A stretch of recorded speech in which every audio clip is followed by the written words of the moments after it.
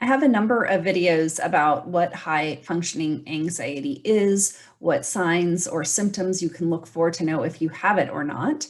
But it is also important for you to know what high functioning anxiety isn't. And understanding what it's not, that helps you to better understand what it is. And so, high functioning anxiety is not a generalized anxiety disorder. So that means it doesn't have an official diagnosis. Makes it pretty hard, right? Because as I've mentioned before, it's sort of a hidden anxiety. And since there isn't a diagnosis, that can make it tricky to understand.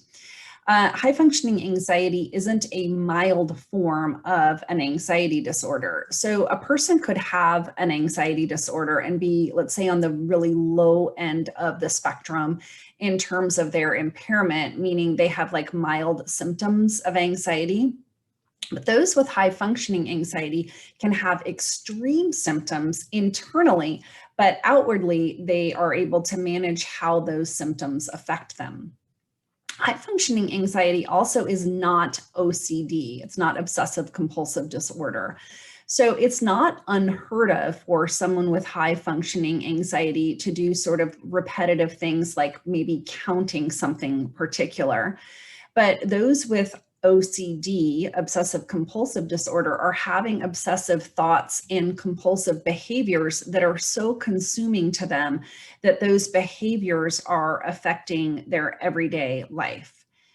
With high functioning anxiety, those folks are not necessarily grappling with compulsive behaviors. They do have a really overactive mind, which may be the reason that they're doing something sort of repetitively, like counting, for example, because that is basically giving their brain something to do because their brain is working all of the time. High functioning anxiety is not a social anxiety disorder. So, for those who have a social anxiety disorder, the stress or the uncomfortability of social situations is really, really unbearable. And so, often people who have social anxiety disorder are just completely avoiding social interactions at all costs or specific situations where they know there's going to be a lot of people, like going to parties, or they may even be avoiding dating, as an example, because they're so uncomfortable with the social situation.